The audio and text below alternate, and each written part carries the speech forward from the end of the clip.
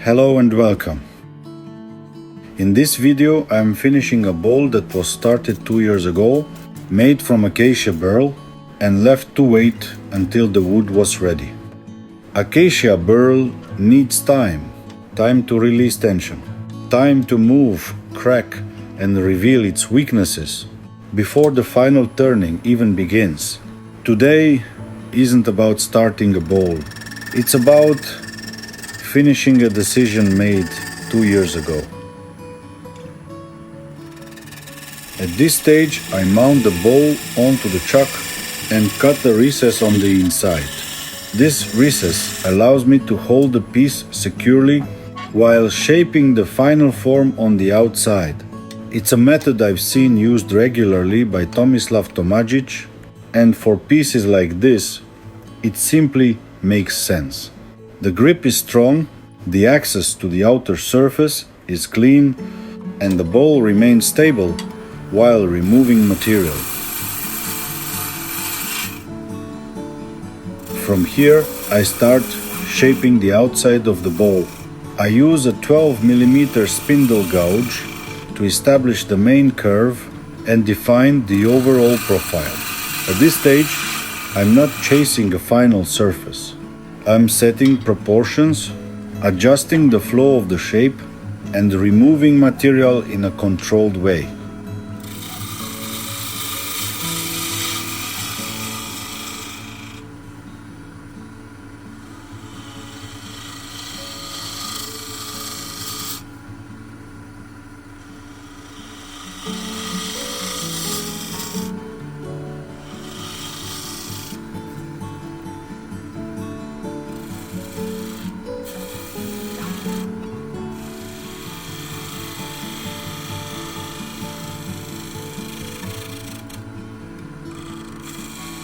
Once the form is established, I switch to a 16 mm bowl gouge for deeper, cleaner cuts.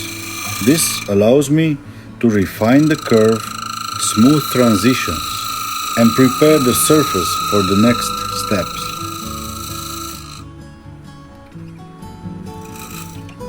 This is where small details matter. A rounded scraper helps unify the surface and make sure the bowl feels intentional before any sanding begins.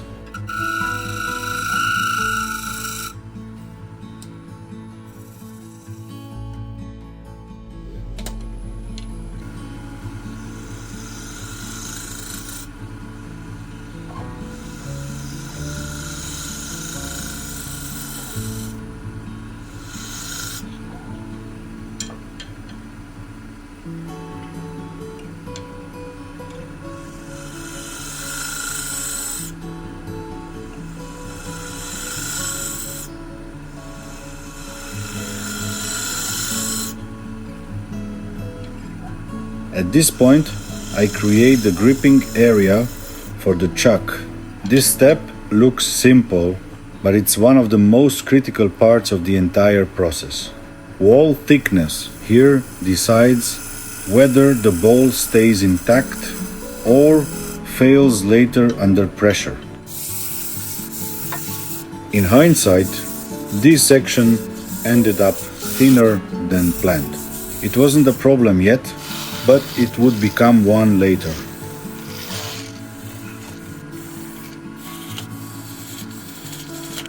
With the outside sanded, I add a small visual detail to the base of the bowl. It doesn't change the function, it simply completes the look and balances the overall form. After that, I sand the surface once more to make sure everything stays clean and consistent.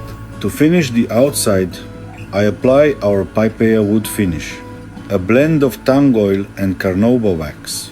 It protects the surface, enhances contrast, and leaves a natural tactile feel without sealing the wood too aggressively.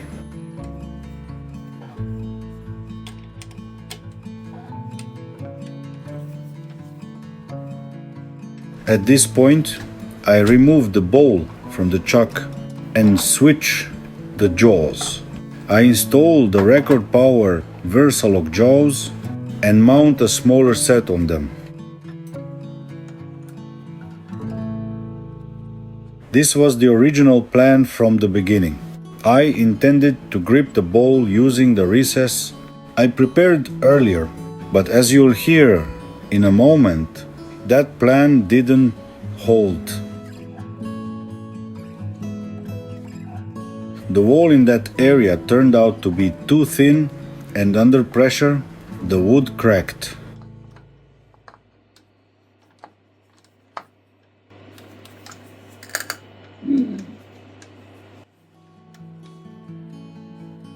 As you could hear, the wood cracked, but once I removed the bowl from the chuck, there were no visible cracks on the surface.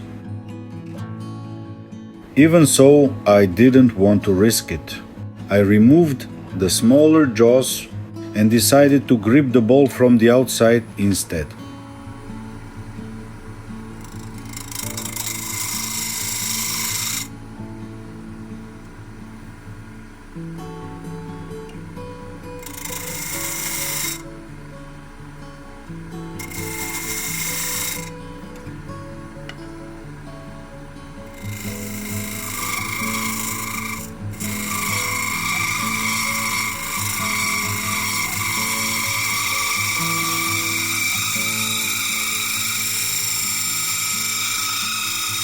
Now that the bowl is held securely, I can start working on the inside. For this, I use a 16mm bowl gouge. Here you can see the difference between a bowl gouge sharpened with a single bevel and one sharpened with a double bevel. Double bevel grind, the tool rides the surface more smoothly, giving better control and leaving fewer tool marks inside the bowl. I shape the walls as far as I can with the bowl gouge, following the curve and keeping the thickness consistent. For the bottom of the bowl, where the gouge no longer works efficiently, I switch to a rounded scraper. This allows me to clean up the surface and prepare it properly for sanding without forcing the cut. While I'm working through this part, I'm curious how you'd approach it. Would you keep pushing with the original plan even after hearing that crack? Or would you stop and rethink the setup completely? And when it comes to tool choice, do you prefer staying with the bowl gouge as long as possible or switching earlier to a scraper to clean things up? There's more than one right answer here, and I'm genuinely interested in how you'd handle it. Feel free to share your thoughts in the comments. I read them, and they often influence how I approach the next piece.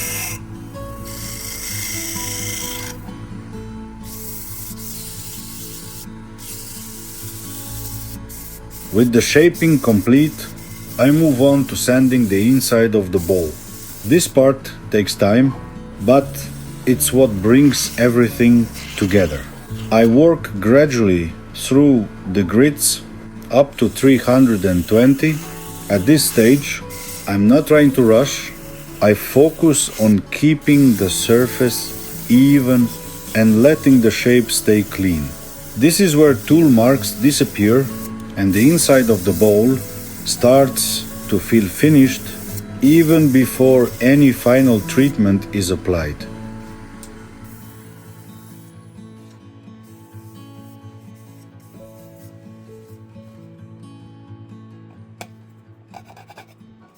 Now that the bowl is fully shaped and sanded inside and out, there's only one step left: protecting the surface.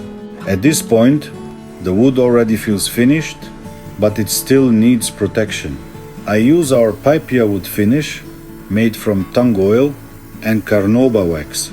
It soaks into the wood slowly, enhances the natural contrast, and leaves a soft, natural feel. The goal isn't to change the look, but to preserve it. Because the bowl was gripped from the outside earlier, you can still see marks left by the jaws. They don't affect the structure, but visually, they don't belong on a finished piece. So before calling this bowl done, I remove those marks completely. This final step isn't about shaping anymore. It's about cleanliness. Taking the time here is what makes the difference between a bowl that looks finished and one that looks professional. This is one of those moments where the camera keeps rolling, but most people would already be done. Nothing new is being created here, just correcting what earlier decisions left behind. If you've ever worked with wood, you know this part. Quiet, slow, focused. With that taken care of, the bowl is finished. No more fixes, no more adjustments, just the final form, the grain of the acacia burl, and the surface, exactly the way it should be. Thank you for watching and staying with the process from start to finish. If you enjoyed this video, consider subscribing to the channel and sharing it with someone who appreciates handmade work. It really helps support what I do here.